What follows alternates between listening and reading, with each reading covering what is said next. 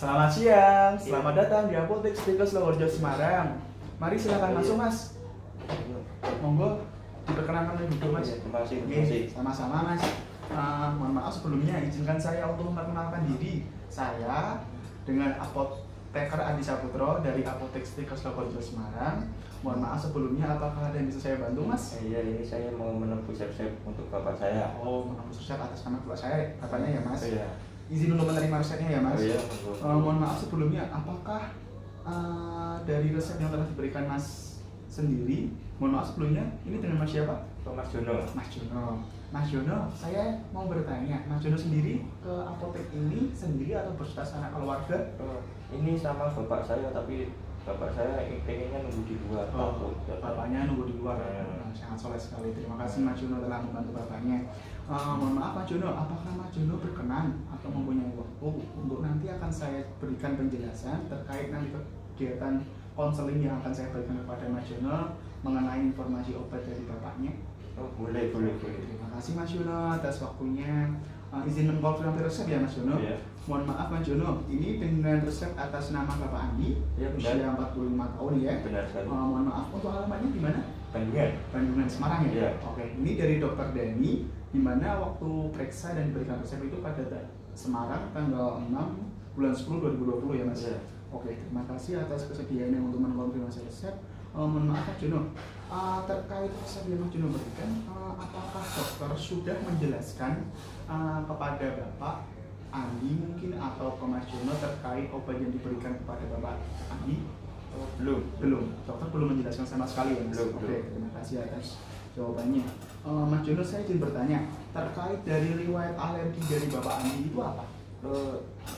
Riwayatnya obat natrium diklofenak kalau tidak salah. Obat natrium diklofenak itu dari Bapak Andi ya? Iya. Mohon maaf sebelumnya, apakah dari Bapak Adi sendiri ada riwayat obat sebelum periksa ke dokter dari tadi? Riwayat obat bapak saya itu seringnya kemarin lihat saya obatnya itu minum metformin. Nah, cara pemakaiannya? 3 kali 1 ya. Oh, 3 kali 1, metformin 3 kali 1. Terus dimepirin 1 kali 1. 1 kali 1. Terus habis itu furosemid 1 kali 1 juga. 1 kali 1 juga. Terus setelah itu fenovibrat oh, ada fenovibrat juga untuk 2 kali 1. 2 kali 1. Sama bisoprolol 1 kali 1. Oh, begitu ya Mas. Terima kasih atas informasinya mengenai riwayat obat yang dikonsumsi Bapak setelah ini. Mohon maaf sebelumnya, apakah dokter sudah menjelaskan terkait riwayat ini di Bapak? Riwayat kemarin bapak saya dibilangin riwayat penyakitnya tuh diabetes ya. Diabetes mellitus katanya. Diabetes Itu mellitus. hipertensi sama penyakit jantung. Oh, penyakit jantung. Oke, dari keluarga sendiri jadi juga ada penyakit diabetes sama penyakit jantung ya Mas? Oh, ada. Juga. Dari pola makan kehidupan sehari-hari Bapak Andi ini bagaimana Mas Jono untuk memperhatikan Bapak saya itu susah dibilangin, sukanya mesti makan manis, makan makanan, terus itu yang gorengan, sama itu terus kolesterol. Oh, makan kolesterol itu ya. Oke. Apakah, mohon maaf Bapak Andi ini juga kesehariannya mengkonsumsi rokok? Oh iya, bapak saya rokok berat ya namanya. Terima kasih Mas Jono atas informasinya, di mana tadi sudah dijelaskan dari Mas Jono diagnosis dari dokter itu diabetes mellitus, juga ada hipertensi, juga dari ada asam uratnya ya Mas Jono. Baik Mas Jono, sudah saya siapkan mengenai resepnya. Terkait dari Mas Jono yang berikan informasi tadi, Bapak Andi sendiri ini mendapatkan obat-obatan yang sudah direkomendasikan, di mana itu ada Novoratil Mas Jono. Novoratil itu dari resep di sini kan dianjurkan oleh dokter itu bahwa dosisnya dengan berat badan Bapak Andi sendiri yang 90 kg tadi, kami dari pihak medis merekomendasikan untuk memenangkan dosisnya jadi 50 unit per hari. Novoratil ini digunakan tiap pagi 27 unit dan tiap malamnya 27 unit, itu menggunakan insulin yang nasional. Kenapa saya merekomendasikan atau kita dari pihak medis merekomendasikan untuk 57 unit per hari, di mana pada pagi harinya itu tadi sudah saya jelaskan 27 unit, untuk malamnya 27 unit. Segera dilakukan sebelum atau setelah makan untuk memenuhi dari 50 unit tadi untuk perharinya ya Mas Jono. Di mana obat ini tuh untuk nanti mengurangi tingkat gula darah Bapak Andi, di mana untuk menurunkan dari diabetes mellitus Bapak Andi yang dari pihak medis termasuk dalam kategori diabetes mellitus tipe 1. Di mana untuk membantu memperbaiki produksi insulin dalam tubuh Bapak Andi. Oke Mas Jono, sebelumnya Mas Jono sendiri apakah sudah mengetahui bagaimana nanti untuk menggunakan insulin dengan benar, insulin kan? Belum pernah. Baik, sebelum saya menjelaskan mengenai konsulin berikut obat yang akan diterima, akan saya jelaskan mengenai konsulin untuk penggunaan insulin pen yang benar. Ini adalah alat insulin pennya Mas Jono. Ini adalah ada jarumnya. Jadi gini, nanti sebelum Mas Jono menggunakannya, maka sebaiknya tadi udah ada indikasinya di sini dibaca terlebih dahulu. Setelah itu baru penggunaan obatnya dengan langkah pertama kita siapkan dulu insulin pen. Setelah itu kita lepaskan penutup insulin pennya itu yang di sini Mas Jono. Kita lepaskan. Oke. Setelah kita lepaskan, langkah kedua kita baru buka kertas penutup jarum. Kertas penutup jarum itu ada di sini Mas Jono. Ini saya ibaratkan kertas penutup jarum. Jadi ini nanti ada kertasnya. Ini dibuka di sini ya Mas Jono. Dibuka. Oke, paham sampai sini?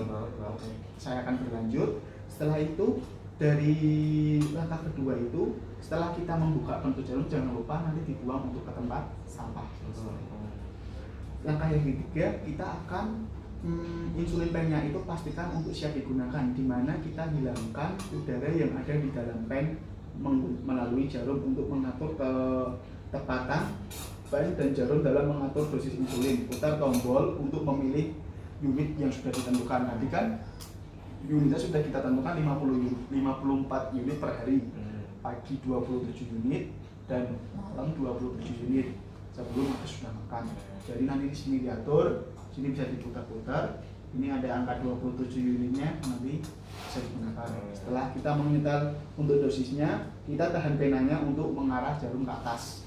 Jarumnya mengarah ke atas, kita tekan tombol. Di sini ada tombolnya, di sini ada tombol. Setelah itu kita amati, kita ulangi jika insulin terlihat di ujung jarum. Akan tetapi pada tombol pemutar itu harus kembali ke arah 0 setelah insulin terlihat di dalam pen. Jadi setelah kita mengangkat akan terlihat angka 0 di dalam pen. Setelah itu kita aktifkan untuk tombol unit dosis pada yang kita udah sesuaikan. Kita putar dengan sesuai keinginan yang tadi kita udah harapkan, 27 unit pada pagi dan 27 unit pada malam hari sebelum atau sudah makan. Setelah itu kita pilih lokasi bagian tubuh yang kami suntikan, bisa di lengan, bisa di perut, bisa di paha, bisa di sini aja loh. Setelah itu kita posisikan pada posisinya itu nyaman, jangan hindari untuk menyuntik pada daerah pusat dari Bapak Andi. Penyuntikan itu dapat dilakukan di bagian tadi sudah saya jelaskan. Paham kan Mas Juno? Ada di bagian perut, ada bagian di lengan atas, ada di paha. Tidak dianjurkan untuk menyuntikkan di lokasi pada rotasinya jika terus menerus. Jadi nggak boleh kalau misal udah di lengan, jangan di lengan terus, bisa di lengan atas paha, bisa di perut kayak gitu ya Mas Juno. Jangan pada lokasi itu terus menerus. Oke, setelah itu kita suntikan insulin, genggam dengan cara genggam 4 jari. Dengan 4 jari, ini kan udah masuk tadi mengenai jamnya kan ini kita udah masukkan, kita masukkan ke sini. Setelah itu, setelah kita udah pas, kita masukkan, kita atur unitnya sudah sesuai, kita tarik. Dari sini kita suntikan pada bagian semisal letakkan ibu jarinya itu pada dosisnya, ibu jari tadi. Pada dosisnya kita suntikan semisal ini saya contohkan di bagian lengan, di lengan 27 unit tiap pagi dan tiap malamnya 27 unit per harinya, gitu nasional. Setelah kita suntikan tadi sesuai dengan anjuran setelah atau sebelum makan untuk memenuhi kebutuhan 50 unit per harinya. Cubit pada bagian kulit yang akan disuntik sini, nanti saya contohkan pada diri saya sendiri. Dicubit gini. Ini kan mungkin bukan di sini ya, nanti dicubit di bagian sini, dicubit. Setelah itu segera suntikan dengan suhu 90 derajat. Maksudnya tahu kan kalau 90 derajat gimana? Nah, sikus 90 derajat. Oke, gitu ya. Oke, paham. Setelah itu lepaskan jepitan, gunakan ibu jari untuk menekan ke bawah pada tombol dosis sampai berhenti dan akan kembali kepada angka 0. Nanti kan jadi udah kita gunakan dari ibu jari, tak udah selesai. Buang nanti ke tempat sampah. Pastikan tidak ada pendorong sampah. Jadi kalau misalnya tidak dibuang ke tempat sampah, akan ada oknum yang bertanggung jawab untuk memanfaatkan dari sisa kertas limbah medis ini. Oke, setelah itu, setelah Mas Jono udah menggunakannya, udah paham, pastikan kalau misal bapaknya nanti nggak bisa dibantu dengan Mas Jono. Udah saya berikan tadi terkait penjelasan konseling insulin ini tadi. Setelah itu, ketika menyuntikkan obat Novoravid ini, akan lebih baik jika nanti Bapak Andi sendiri memberikannya di bagian tubuh yang sudah saya anjurkan tadi, berbeda-beda. Jangan cairan injeksi ini juga seharusnya jernih. Kalau semisal Mas Jono dari Novoravid tadi, kalau nggak ada cairan yang berwarna tidak jernih, jangan digunakan kayak gitu. Kenapa? Kalau semisal kita lihat ada partikel-partikel sekecil apapun, jika dia secara kasat mata, nanti juga akan membahayakan dari segi Bapak sendiri kayak gitu. Gunakan. Oh iya Mas Jono, jarumnya jangan setiap hari sama terus loh ya. Kalau udah selesai pakai, buang kayak gitu. Jadi jangan menggunakan jarumnya juga disediakan dengan jarum baik sekali kayak gitu ya Mas Jono. Selain juga harus diperhatikan tadi pola makan menu sehat Bapak, juga diberikan pengawasan kontrol dari, mohon maaf kalau tidak ada pihak medis di rumah, dari Mas Jono, dan selalu di follow up ke pihak medis, ke dokter atau ke pihak medis. Oke. Kayak gitu. Setelah itu rutin untuk berolahraga, untuk tes gula darah. Setelah itu juga pantau juga pada Bapak kayak gitu. Jangan pernah mencampur insulin Novoravid ini dengan semisal dengan obat-obatan yang tanpa direkomendasikan oleh dokter. Karena penggunaan insulin Novoravid ini, insulin aspart ini dengan insulin lainnya dapat diberikan secara parsial. Jika ada insulin yang sama, jadi digunakannya secara terpisah, tidak bersamaan ya Mas Jono. Oke, jangan mengubah dosis. Dosisnya tadi udah ditentuin. Berapa Mas Jono? 27 tiap pagi, malam sebelum atau sudah makan. Oke. Jangan merubah apapun apa yang sudah direkomendasikan oleh dokter, maupun itu jenis ataupun merek obatnya. Pastikan insulin yang diberikan sudah benar dan sudah tepat untuk Bapak Andi. Oke Mas Jono, paham sampai sini mengenai penggunaan insulin Bapak? Alhamdulillah Mas Jono. Jadi ini udah saya berikan terkait nanti Novoravidnya. Di sini ada jarumnya ya Mas Jono. Jadi saya taruh sini dulu ya. Nanti kalau lupa cara pakainya nanti di sini bisa ya? Oke, bisa. Baik itu Mas Jono. Oke, selanjutnya Mas Jono, Bapak Andi sendiri ini kan ada riwayat hipertensi. Dari kami ini merekomendasikan untuk obat-obatan amlodipin Mas Jono. Amlodipin. Nah, amlodipin ini kadarnya adalah 5 mg, di mana dipakainya 1 kali sehari 1 tablet. Mas Jono sendiri udah paham belum pagi, siang atau malamnya? Pasti juga belum kan? Oke. Amlodipin ini disarankan dari kami ini untuk menggunakannya dikonsumsi secara di pagi hari, di mana penyerapan si obat amlodipin ini akan, kalau semisal rentan sekali terganggu oleh makanan kayak gitu. Jadi kalau semisal kalau diminum siang hari atau malam itu kan Mas Bapak juga udah melakukan aktivitas makan, dan tidak bisa menimbulkan onset atau efek terapi dari obat si amlodipin ini secara maksimal. Jadi kita merekomendasikan untuk minum 1 kali sehari 1 tablet pada pagi hari kayak gitu. Setelah itu pastikan juga Bapak untuk menghindari makan makanan yang asin ya Mas Yono. Juga dikontrol untuk pola makannya. Teruntuk pada yang dirasakan oleh Bapak Andi sendiri terkait asam uratnya, di mana dalam data medis ini dituliskan adalah nyerinya sedang, dengan data krisis asam uratnya di depan ini, kami tidak merekomendasikan untuk pemberian pemberian obat-obatan farmakologi. Kenapa? Pada kriteria yang diterima oleh Bapak Andi sendiri, dari pihak medis menyarankan untuk nanti pada bagian berikutnya dikompres dengan menggunakan air hangat kayak gitu, untuk meringankan rasa nyeri yang diderita oleh Bapak Andi. Paham Mas Jono sampai sini? Oke. Dimana setelah itu untuk mengatasi tadi, kata Mas Jono bapaknya suka makan makanan yang berlemak kayak gitu. Untuk kolesterolnya, dari pihak medis kami merekomendasikan untuk menggunakan obat-obatan atorvastatin. Obat-obatan atorvastatin ini dia cukup efektif untuk meminimalisir dari kolesterol dari Bapak Andi. Dengan aturan pemakaian 1 kali sehari 1 tablet dengan kadar 40 mg per hari, di mana pada data klinis Bapak Andi sendiri tadi kan sudah tertera di sini 300 ml, udah sangat tinggi ya Pak. Jadi kami merekomendasikan atorvastatin untuk diminum sesudah maupun sebelum makan. Untuk penggunaannya sendiri kan juga pasti Mas Jono minum antara pagi, siang, atau sore. Oke, kami dari pihak medis untuk merekomendasikan lebih efektif dikonsumsi pada pagi hari kayak gitu. Nah, Mas Jono jadi 1 kali sehari 1 tablet 40 mg pada pagi hari. Obat-obatan ini kan tergolong dalam dari pihak medis menyebutkan golongan statin. Nah, golongan statin ini itu memiliki waktu paruh lebih panjang, yakni selama 14 jam.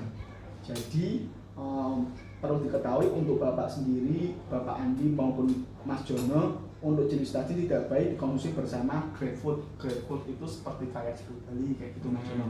Jangan dikonsumsi kayak gitu, karena nanti kalau semisal Bapak mengkonsumsi itu dan minum obat-obatan ini, maka obat ini kan bertahan lebih lama dan tubuhnya sehingga akhirnya menumpuk. Jadi obat-obatannya seharusnya bisa berefek, akan tapi malah adanya grapefruit menumpuk di efek paroxis sama Bapak Andi kayak gitu. Jadi tidak efektif, malah menimbulkan toksik kayak gitu Mas Jono. Oke, penumpukan statin dapat menyebabkan nanti adanya pecahnya otot, adanya kerusakan hati, sama bahkan bisa gagal ginjal kayak gitu Mas Jono. Selain dari kami udah merekomendasikan terkait obat-obatan farmakologis, kami juga merekomendasikan untuk non farmakologis, di mana selain menggunakan obat secara medis, kami untuk menyarankan untuk aktivitas olahraga secara teratur, menjaga pola berat badan yang ideal, di mana menjaga pola makan, khususnya tadi untuk menghindari makan makanan yang berlemak, manis, berkolesterol, dan tadi untuk asam uratnya menghindari makan makanan yang bersumber dari kacang-kacangan kayak gitu. Setelah itu juga harus dipenuhi kebutuhan protein dan banyak untuk minum air putih gitu Mas Jono. Oke, setelah apapun yang diderita oleh dari Bapak Andi untuk menderita diabetes mellitus tipe 1 ini, harus mengacu betul apa yang sudah saya sarankan dan rekomendasikan, dimana nanti supaya dari Bapak Andi sendiri menimbulkan efek yang optimum untuk penyembuhannya. Satu lagi Mas Jono, semisal nanti dari Bapak Andi ini lupa untuk minum obat, pastikan juga namanya orang tua tidak luput dari kata lupa. Jangan sesekali Mas Jono merekomendasikan ke Bapak, atau nanti Bapak sendiri harus diperhatikan di mana untuk tidak mengadakan peminuman obat atau mengadakan dosis kayak gitu.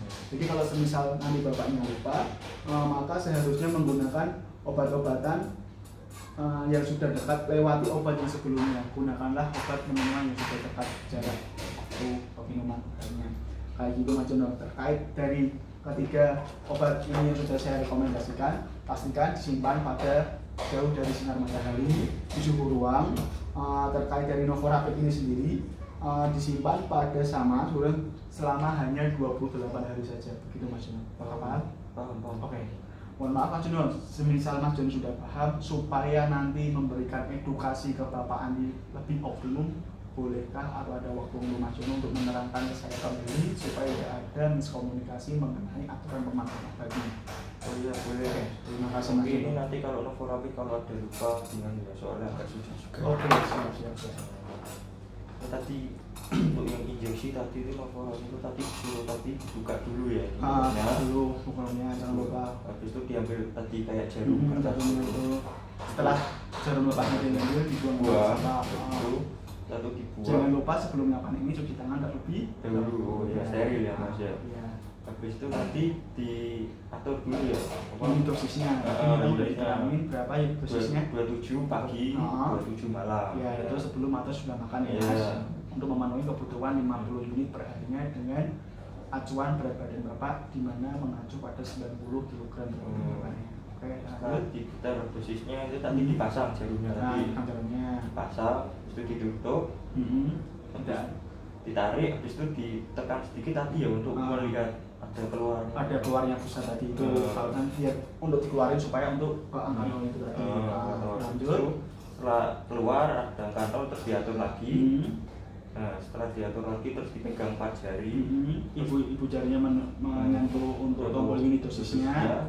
Setelah itu pilih lokasi yang diinginkan, bisa di lengan, kaki di paha atau di paha atas, bukan kaki mas, paha atas, bisa di perut. Nah, gitu. Jangan menggunakan lokasi hanya satu tujuan, jadi bisa berselang-seling, jangan terlalu fokus kepada satu lokasi. Habis itu tadi itu di sini ya dicubit tadi ya. Cubit dulu kulitnya. Habis itu 90 derajat tangan itu. Habis itu disuntikan. Suntikan setelah disuntikan sampai ininya angka 0 tadi. Sampai angka 0. Habis itu sudah itu terus dicubit dulu, masih dicubit, setelah itu dilepaskan. Setelah itu yang bekas tadi itu biarkan selama 5-10 detik. Oh iya, oke. Biarkan, habis itu yang tadi jarumnya tadi itu dibuang. Kenapa kita untuk menganjurkan membiarkan? Untuk mencegah tadi si jarumnya itu supaya insulinnya itu tidak keluar dari tempat injeksi. Oh iya. Oke. Terus setelah itu tadi dibuang ya ini. Tadi dibuang supaya untuk meminimalisir dari oknum yang tidak bertanggung jawab. Kayak gitu. Oke, Mas Jono paham sampai sini? Setelah itu bagian selanjutnya ya Mas ya. Ini tadi ada amlodipin 1x1 diminum pagi hari sebelum makan. Ya, sebelum atau sudah makan. Oh iya.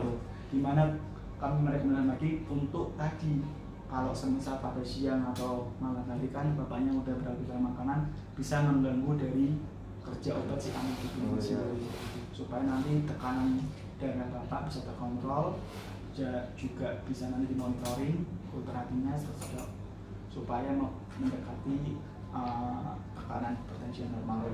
Jangan lupa untuk setelah nanti udah selesai ini juga jangan lupa dimonitoring terkait tekanan darahnya, bisa dilakukan di tempat medis terdekat atau apotek, atau mungkin dari Mas Jono mempunyai alat-alatan untuk mengukur darah bisa dilakukan. Oke. Ini tadi untuk hipertensinya tadi ya. Setelah itu tadi untuk diabetesnya tadi atau vastatin tadi ya. Bukan diabetesnya, untuk kolesterolnya. Oh, kolesterol ya tadi. Oh, diabetesnya ini. Oh iya. Kan dari bapaknya kan tipe 1 Mas. Oh, saya lupa. Ya, kolesterolnya. Oh ya.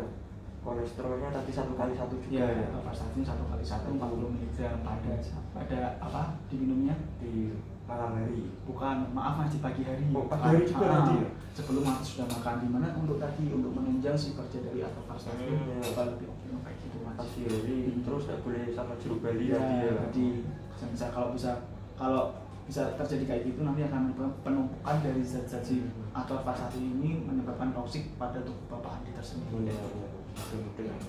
Juga harus kontrol mengenai tadi makanannya, kontrol tes tekanan gula darahnya, kontrol hipertensinya kayak gitu, juga kontrol mengenai kolesterolnya kayak gitu Mas Jono. Oke. Apakah ada yang perlu ditanyakan lagi? Sudah. Nanti kalau ini bingung nanti saya hubungi Masnya lagi ya. Oke. Terima kasih Mas Jono sudah bersedia untuk meluangkan waktu terkait edukasi yang akan diberikan kepada Bapak Andi. Semoga Bapak Andi lekas sembuh, amin, diberikan rezeki, kesehatannya semakin berlimpah. Semoga juga keluarga diberikan ketabahan mengenai penyakit Bapak Andi yang diderita. Semoga Bapak Andi lekas sembuh, lekas sehat, lekas pulih dan bisa beraktivitas secara normal. Amin. Terima kasih Mas. Ya, sama-sama. Saya ambil banyak. Ya, sama-sama. Hati-hati Mas. Yo.